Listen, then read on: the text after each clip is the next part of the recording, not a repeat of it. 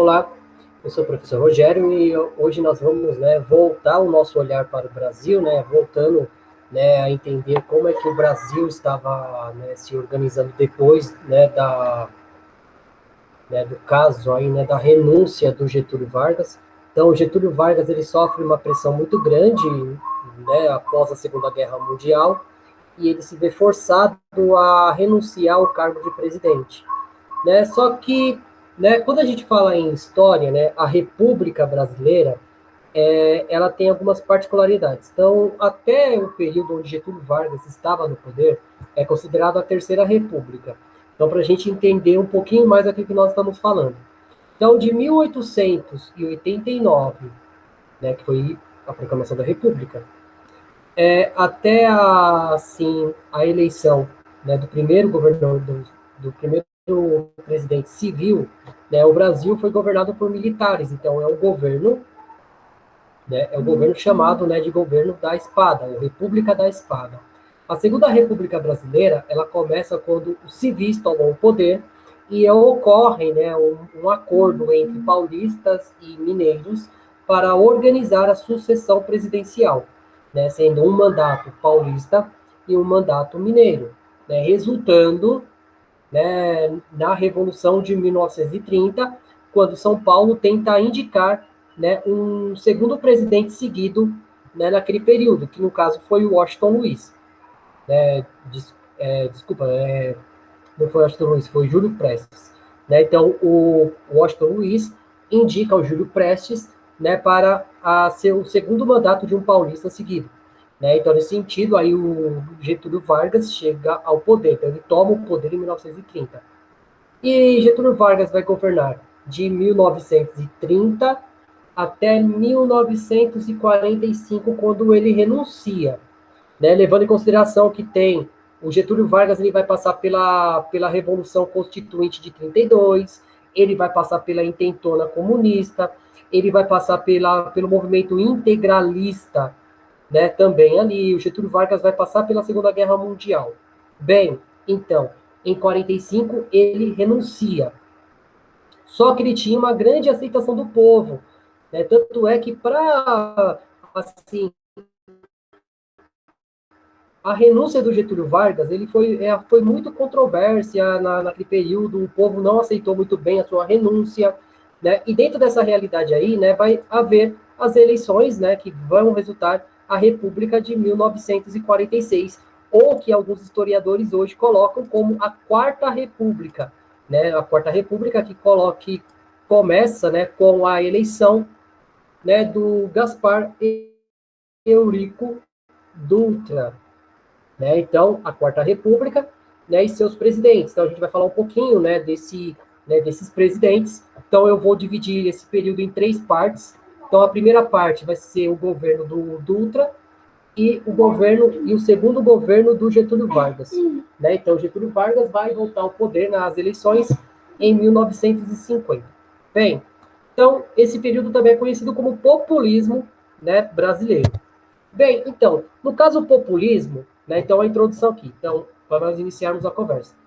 Então, o populismo é um termo utilizado, para explicar um conjunto de práticas associada a políticos, sobretudo na América Latina, durante boa parte do século XX. No Brasil, essa expressão é utilizada como forma de explicar as características dos governantes do Brasil no período entre 1930 a 1954. Então, o populismo, a gente vai ver as características do populismo, mas Getúlio Vargas, vai inaugurar essa expressão de populismo e vai, acabar com o Juscelino, com o João Goulart em 1964. Bem, então, a definição de populismo faz, inclusive, com que o período de 1946 a 64 ficasse conhecido como República Populista Brasileira, de acordo às definições clássicas desse termo. Então, nós teremos esses presidentes que serão citados aí, que nós vamos trabalhar um pouquinho de cada um deles. Bem, então, o primeiro, foi o Dutra, no caso nós temos Getúlio Vargas, Eurico Gaspar Dutra, Juscelino Kubitschek, Jânio Quadros, João Goulart, foram exemplos práticos da política populista no Brasil. Então, as primeiras características do populismo. Então, a relação né, relação direta e não institucionalizada entre líder e a massa. Então, apresenta-se aqui clássica definição do líder carismático, aquele que cria uma relação de aproximação, né, de proximidade com as massas, sem passar por nenhuma instituição política, mas unicamente por seu carisma. Então, no caso, Getúlio Vargas, ele vai inaugurar essa prática populista aqui no Brasil. Né? Então, tanto é que o Getúlio Vargas, né, no caso, até então, o Brasil ele tinha partidos regionalizados até Getúlio Vargas, então não existia um partido de grupo, né? Então existia o PRP, o PRM, o PRJ e por aí vai. Né? Então, forte nacionalismo econômico e a defesa da união das massas. Então, relaciona-se a uma tendência dos políticos populistas que adotarem medidas econômicas nacionalistas. Além disso, né, o discurso é sempre voltado para a conciliação das diferentes classes sociais. Assim, o líder não fala por uma classe específica, mas pela nação. Então, no caso, o populismo ele tem um apelo nacionalista, voltado para a organização interna do país, diferentemente de outros movimentos. Bem, 3. Então, a liderança política baseada no carisma pessoal e nas redes de clientelismo. Né? Então, essa questão do clientelismo é aquela questão de troca de favores. Então, o poder do líder político é centralizado no seu carisma e na rede de troca de favores desenvolvida a partir dessa liderança. Então, aquela questão, né, de que o político ele vai realizar medidas, né, medidas populares, né, e troca de favores com certos grupos ali que estão relacionando com o poder. No caso, dando direito a uma classe, vantagens a outra, então vai ser esse momento populista. Bem, o 4, frágil sistema partidário. Então, as instituições políticas das nações com regimes populistas eram frágeis. Além disso, apresenta-se um sistema, né, partidário muito embrionário ou inexistente. Então, uma vez que o poder era concentrado na figura de um líder e não no sistema político institucionalizado. Bem, o Brasil, né, no caso dos países da América Latina, de uma forma geral, né, muitos deles ainda praticam esse tipo de política populista. Né? Então, o que isso quer dizer? A figura de um líder carismático. Né? Muitas vezes nós votamos numa representatividade de um líder, um presidente, de um governador, de um deputado. Né? Nós votamos na pessoa, nós não votamos num modelo institucionalizado. Né? Nós não votamos num projeto de nação. Nós votamos em promessas, né? E não num projeto. Então, essas características é o que vai levar ao populismo de uma forma mais, né, geral. Bem, então, a Quarta República, então, por fim, é importante considerar que, diferentemente do que o conceito afirma, então, o sistema partidário brasileiro durante essa fase foi bastante forte, as eleições dos presidentes passou obrigatoriamente, né, a necessitar de que alianças políticas fossem forjadas. Além disso, ao longo desse período, a identificação do cidadão com o partido foi aumentando. Então, no caso, né, diferentemente de uma visão generalizada no Brasil, né, então vai surgir partidos representativos como o PTB, o PDS, por aí vai. Partidos, né, que vão dar representatividade de classe.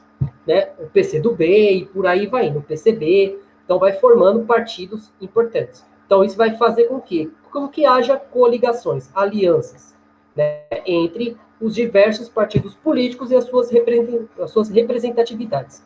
Bem, então, é decorrência dessa crítica ao termo, né, o período, né, da nossa história, conhecido anteriormente como República Populista, é nomeada hoje, então, aos historiadores como Quarta República ou República de 1946.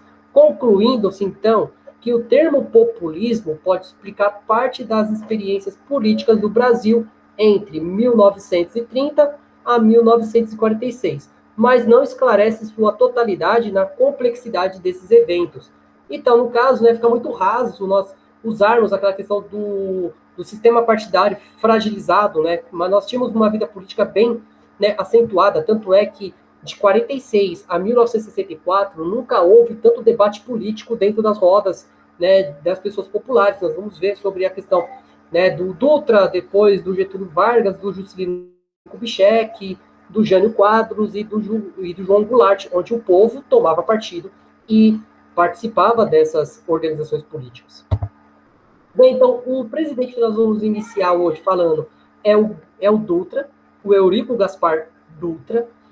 Então, o Dutra, né, então, a sua contextualização. Então, ele foi eleito graças à base formadas por Getúlio Vargas. Então, Eurico Dutra foi o primeiro presidente eleito pelo voto direto após o Estado Novo, empossado em 1946. Ele vivenciou as tensões e os problemas que marcaram o desenvolvimento da Guerra Fria no cenário político internacional. Internamente, ele teve, né, como grande ação a convocação das Assembleias Constituintes para discutir a Constituição de 1946. Então, o Dutra ele chega no poder em um momento bem delicado do mundo, saindo da Segunda Guerra Mundial e iniciando o processo, né, da Guerra Fria. Então, a formação dos blocos entre países socialistas e países capitalistas. Então, ele também tem uma missão de reorganizar, né, a política e realizar uma nova Constituição. Organizar uma constituinte, modificar a Constituição que o Getúlio Vargas tinha criado no Estado Novo. Bem, então, oficializada em 1946, a nova Constituição brasileira determinava a autonomia dos três poderes em realização de eleições diretas para os cargos executivos, legislativos, estaduais, municipais e federais. Então, os militares e analfabetos não poderiam votar. O voto feminino foi mantido e a idade mínima reduzida para 18 anos. De fato, somente as mulheres que atuavam no funcionalismo público com cargos remunerados é que deveriam votar obrigatoriamente. Bem, então, no caso, o voto feminino ele é facultativo, então a mulher ela não era obrigada a votar, mas, né, nós temos que pensar uma coisa importante. Os cargos executivos não eram mais indicados pelos presidentes, no caso, os governadores dos estados. Vai passar a ser eleito por voto direto. Então, o voto, ele vai ser obrigatório para quem tinha, no caso, né, então, os analfabetos não podiam votar, os militares e religiosos não podiam votar como representantes de classes, levando em consideração isso. No caso, as únicas mulheres que deveriam votar obrigatoriamente eram as funcionárias públicas, né, que tinham obrigação de votar. Bem, então a eleição. Então, durante a campanha eleitoral, a candidatura do Eduardo Gomes, né, parecia ser favorita e mais consistente. Havia um forte desânimo instalado no PSD e no PTB, partidos criados pelo Getúlio Vargas, sobre a possibilidade de vitória. Então, mais um deslize cometido pelo Eduardo Gomes destruiu sua candidatura e reforçou o apoio dos trabalhadores à candidatura do Eurico Gaspar Dutra.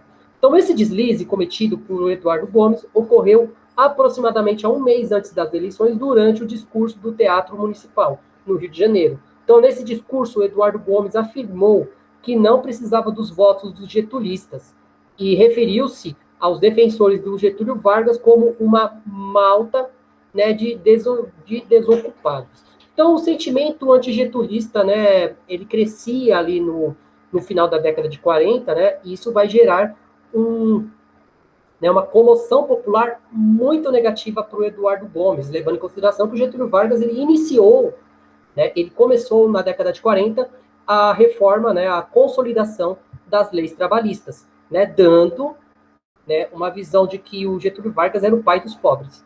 Né, a gente já falou um pouquinho sobre isso. Bem, então, a fala do Eduardo Gomes foi distorcida pelos queremistas, né, que queriam a volta do Getúlio Vargas, né, que passaram a afirmar que ele não queria votar dos marmiteiros, né, dos trabalhadores. A expressão marmiteiros era utilizada na época para referência aos trabalhadores urbanos pobres. A repercussão foi extremamente negativa e os trabalhadores mobilizaram-se para boicotar a candidatura, né, do UDNista, o que quer dizer, do partido da UDN, né, a Unidade Democrática Nacional. Bem, então, no caso aí, um discurso mal colocado levou, né, no caso aí, o apoio do Getúlio Vargas, que não tinha um candidato a ser apoiado, ele estava se preparando por uma possível volta na década de 50. Então, Getúlio Vargas vem dessa situação. Mesmo não simpatizando com o Dutra, o Getúlio Vargas, ele foi, né, numa certa forma, e apoiou a candidatura do Dutra, que conseguiu que recebeu 55% dos votos contra 35% do Eduardo Bueno, né, e 10% foi para o Iedo, né, Fiuza. Então, no caso aí, o Gaspar Dutra, ele chega ao poder com um apoio massivo do Getúlio Vargas e os getulistas, né, sempre levando em consideração isso, né. Bem, então aqui nós temos a foto, né, do Dutra assumindo o poder em 1946, né, toda a questão aí voltada a essa pompa. Bem, então, como foi colocado ali no primeiro momento, o Dutra, quando ele chega ao poder, ele foi obrigado a se aproximar dos Estados Unidos. Então, por conta da sua origem, da sua ideologia e aquilo que ele acreditava ser mais palpável a ele. Então, a principal ação tomada por Dutra durante o seu governo estava diretamente relacionada com o contexto da Guerra Fria, com a bipolarização do mundo em dois blocos hegemônicos. Então, o governo brasileiro alinhou-se incondicionalmente com os aliados dos Estados Unidos, do bloco capitalista. Assim, internamente, né, iniciou-se uma forte repressão contra a organização política dos trabalhadores, que se alinhavam com a esquerda e o comunismo.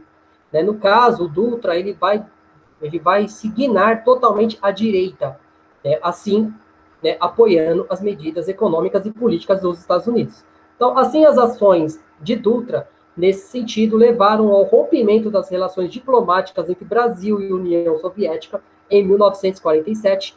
Posteriormente, o governo brasileiro colocou o Partido Comunista do Brasil na ilegalidade a partir de um dispositivo da Constituição contra partidos antidemocráticos. Por fim, no começo de 1948, os políticos eleitos pelo PCB tiveram seus mandatos políticos cassados. Então, aquela questão, né, de que o PCB, o Partido Comunista Brasileiro, em muitos momentos vai ir para a ilegalidade. No caso aí, né, no governo do Gaspar Dutra, isso fica bem claro dentro dessa realidade. Bem, então, a política de perseguição aos comunistas também foi utilizada pelo governo como justificativa para as intervenções dos sindicatos, a repressão de movimentos trabalhistas. A todo o governo Dutra interveio em 143 sindicatos e estipulou condições extremamente rígidas para a relação de greve. Então, isso gerou fortes críticas do governo na época, sobretudo sobre a limitação dos direitos à greve. Então, a questão, né, de colocar bem claro onde movimentações partidárias de esquerda eram extremamente perseguidas por conta dessa relação estrita com os Estados Unidos. Né, que nós temos a questão do Dutra recebendo, né, sendo recebido nos Estados Unidos pelo Truman, né, aquela questão da doutrina Truman, né, que era a organização do sentido da política ali na década de 40, década de 50. Bem, então, o governo Dutra, então a Constituição de 1946 foi elaborada sobre grande influência jurista, né, e política antigetulista, que aplicaram na Constituição uma série, né, de princípios liberais, né? Então, cabe também mencionar a Constituição de 46, né, receber algumas críticas dos historiadores pelo regime, né, por seguintes fatores. Primeiro, ampliou o acesso, né, à democracia, no entanto, né, não de uma maneira satisfatória, uma vez que os analfabetos não tinham direito ao voto. Então, ele ampliou, só que ele reduziu uma população, lembrando que o nível de escolaridade do Brasil era extremamente baixo nesse período. Então, uma grande massa da população era analfabeta.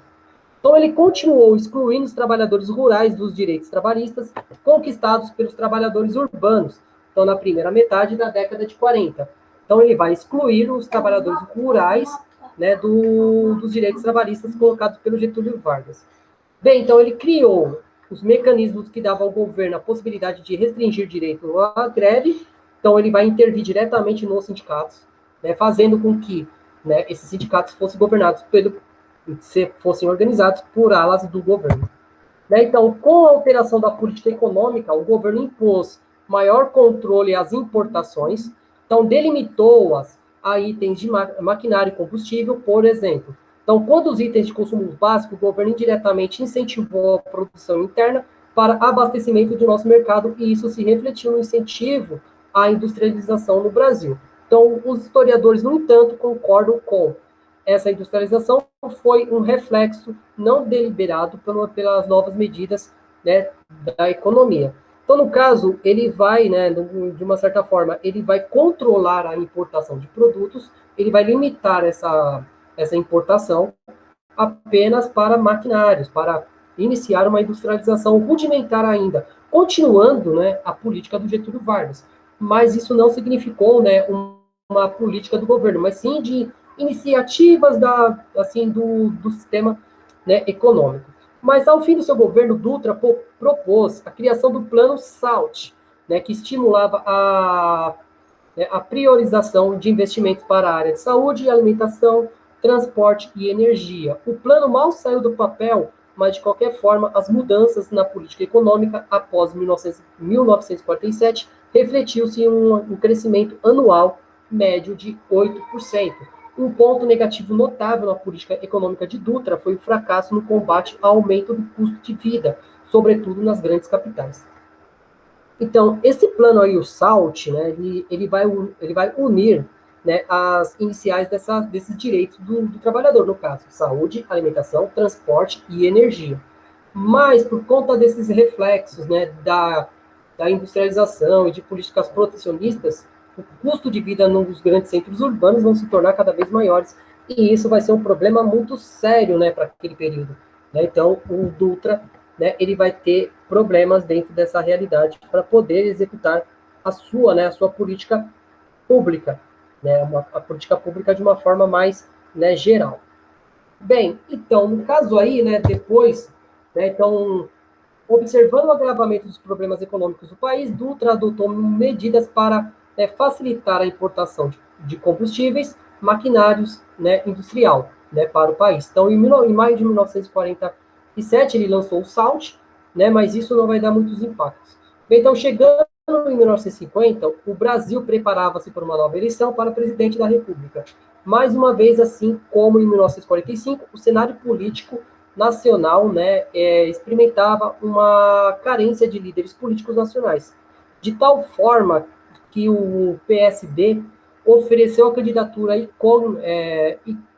icônica, né, do mineiro Cristiano Machado, e a UDN, né, apostou novamente no brigadeiro Eduardo Gomes. E o PTB, por sua vez, chegou à frente lançando o nome de Getúlio Vargas, que venceu com 48% dos votos válidos.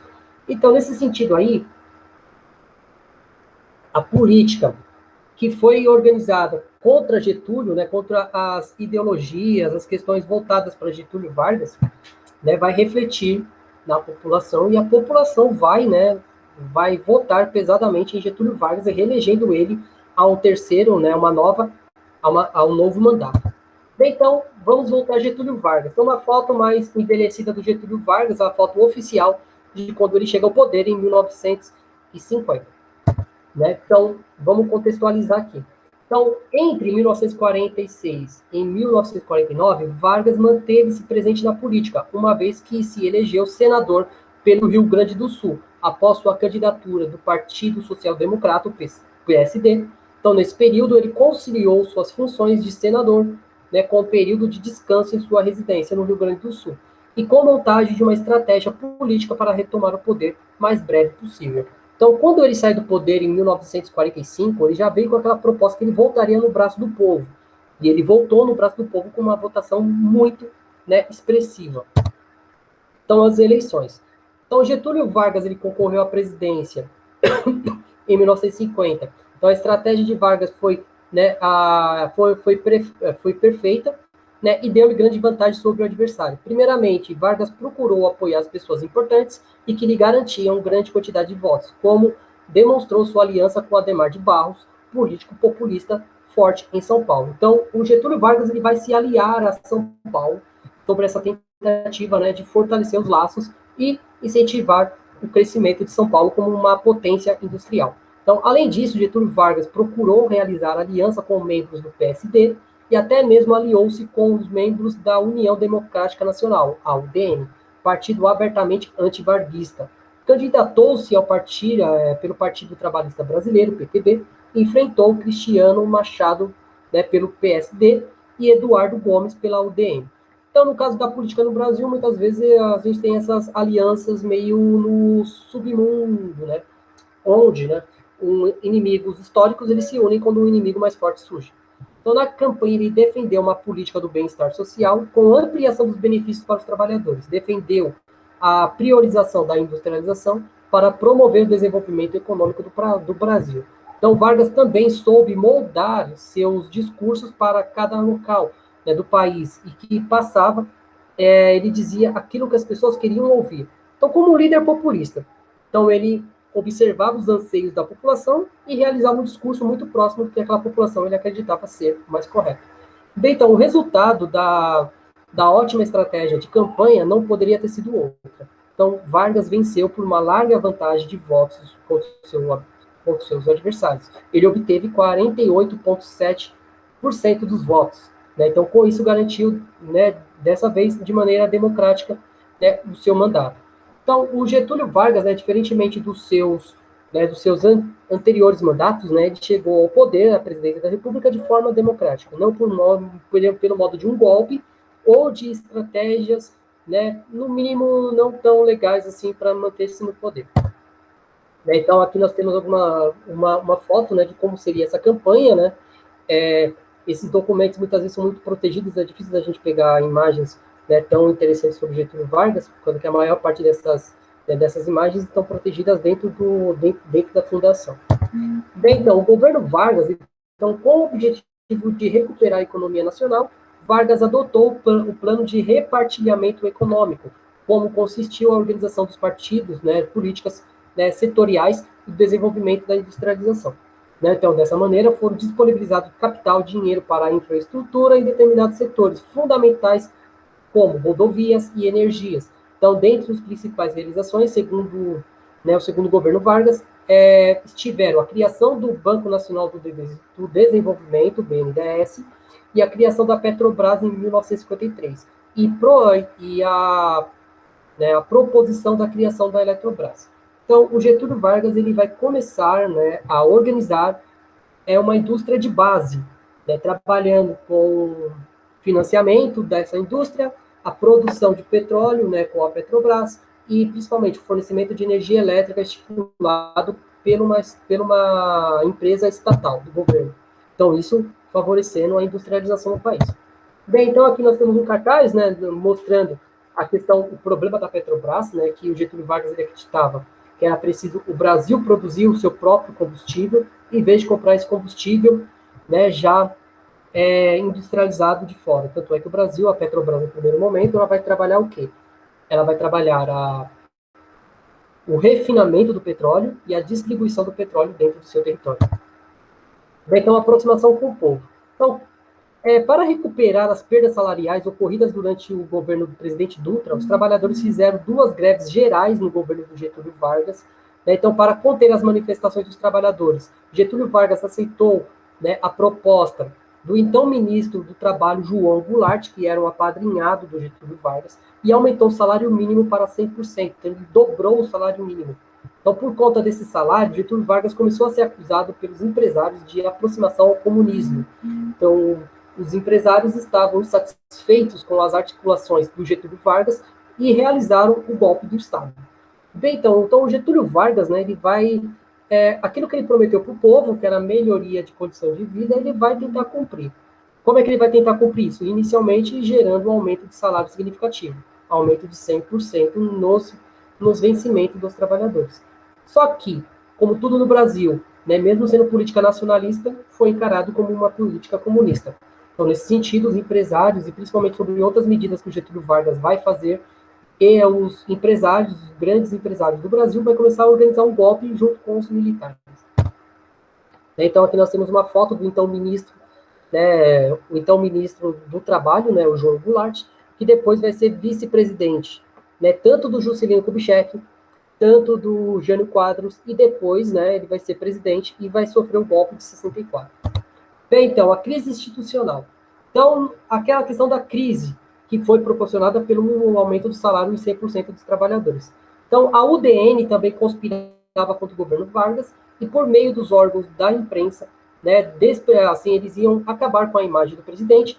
O principal jornal promovia a campanha contra o governo era o Tribuna da Imprensa, do proprietário, né, do jornalista Carlos Lacerda. Então, o Lacerda ele vai se tornar uma peça fundamental para a oposição dentro desse período.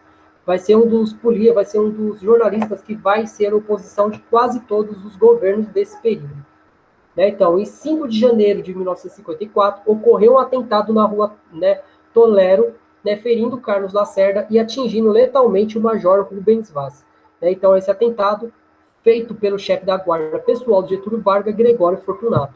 Né? Então, desencadeou os pedidos de deposição e renúncia do Getúlio Vargas. Então, Getúlio Vargas, que já vinha, né, sofrendo com a oposição às medidas, né, de aumento salarial aos trabalhadores, ele ainda vai sofrer esse problema muito sério, que é a questão do atentado ao Carlos Lacerda.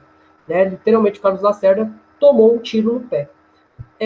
Tem alguns historiadores, tem outras fontes que colocam que o Gregório Fortunato tinha comprado a casa do filho do Getúlio Vargas, isso vai gerar um desconforto muito grande, né, para o Getúlio Vargas, que vai começar a sofrer a pressão da imprensa.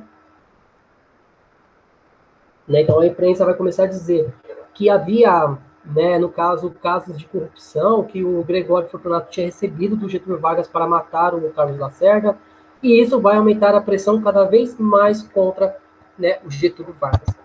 Então aqui nós temos a foto, né, do Carlos Lacerda sendo carregado pelos militares, né, por policiais, né. No caso aí a foto eu tive que cortar, porque a qualidade estava muito ruim, mas assim, ele estava com o pé engessado, então ele tomou um tiro no pé. Então esse é meio, né, isso vai aumentar a pressão contra Getúlio Vargas. Então no dia 22 de agosto de 1954, os militares liderados pelo brigadeiro Eduardo Gomes, que concorreu à presidência contra Getúlio Vargas, escreve um manifesto pedindo a renúncia do presidente. No entanto, o presidente não cedeu às exigências dos militares. No dia 24 de agosto de 1954, Getúlio Vargas se suicidou-se com um tiro no peito e deixou a carta testamento assim encerrada com as seguintes palavras: serenamente dou os primeiros passos a caminho da eternidade. Saio da vida e entro para a história. Né? No caso, Getúlio Vargas, né, isso vai gerar comoção popular.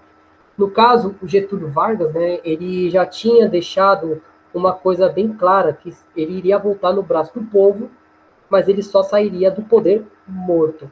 E realmente foi isso que aconteceu. Então, a pressão era muito grande, tanto é que o suicídio do Getúlio Vargas ele vai adiar o golpe militar em 10 anos. Porque se o Getúlio Vargas não tivesse se suicidado, é bem capaz que o golpe militar tivesse ocorrido em 1954 e não em 64. Né? Então, nós temos aqui, né, uma foto da comoção das pessoas ao redor do caixão do Getúlio Vargas, né, o Getúlio Vargas como líder populista, um líder que, né, deu direitos trabalhistas aos trabalhadores, entre outras coisas. Então, ele era uma pessoa, né, muito querida pela população. E o suicídio dele quase levou, né, teve a depredação do jornal do Carlos Lacerda como um dos causadores do suicídio do Getúlio Vargas, entre outras coisas. Né? Então, essa questão é bem importante. E eu separei, né, o último trecho da carta, né, que ele deixou como testamento, que eu acho que é bem expressiva, né, da gente pensar, que é o seguinte: e aos que pensam que me derrotaram, respondo com a minha vitória. Eram escravos do povo, hoje me liberto para a vida eterna. Mas esse povo, quem fui escravo, não mais será escravo de ninguém. Meu sacrifício ficará para sempre em sua alma, e meu sangue será o preço, né, do seu resgate. Lutei contra a expoliação do Brasil, lutei contra a expoliação do povo. Tenho lutado, né, de peito aberto. O ódio, as infâmias, as calúnias não abateram o meu ânimo. Né? Eu vos dei a minha vida, agora vos ofereço a minha morte. Nada receio, serenamente, né, dou o primeiro passo para o caminho da eternidade. Saio da vida, né, entro para a história.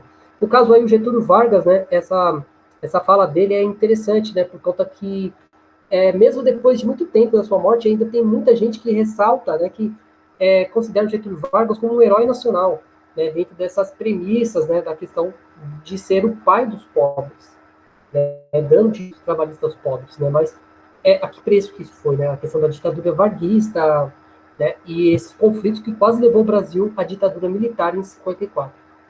Né, então, no caso aí, com a morte do Getúlio Vargas, o vice-presidente Café Filho assume o poder, né, então, por motivos de saúde, ele é substituído pelo presidente da Câmara, Carlos Luz. Né, somente foram realizadas, né, novas eleições em 1955, né, e isso, com a pressão nacional, vai se gerar, né, problemas sucessórios. Então, Juscelino Kubitschek quase não chegou ao poder. Então, para a gente concluir aqui, Então, após o primeiro período, né, do governo Getúlio Vargas, o Brasil iniciou a Quarta República. Então, assim, o país será governado pelo presidente populista e o discurso discrepante entre si. Então, o Eurico Dutra se aproximando muito dos Estados Unidos e diminuindo os direitos trabalhistas conquistados pelo Getúlio Vargas.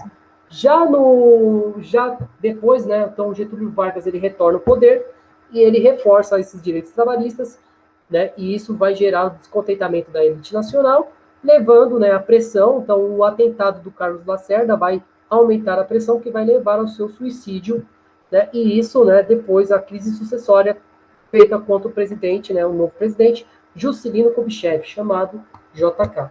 Então, aqui nós temos, né, a foto dos próximos 3 presidentes que nós vamos trabalhar, né, nas próximas aulas: Juscelino Kubitschek, Jânio Quadros e, né, o João Goulart. Né, então, nós vamos, né, começar a trabalhar aqui, né, voltando a essa necessidade, né, pensar um pouquinho mais, né, sobre esse contexto. Então, dentro dessa base, né, o Brasil ele vai, né, mergulhar, né, para a ditadura militar depois, né, das eleições, né, do Jânio Quadros, dentro dessa realidade. Né, a gente vai, né, ver isso na próxima aula.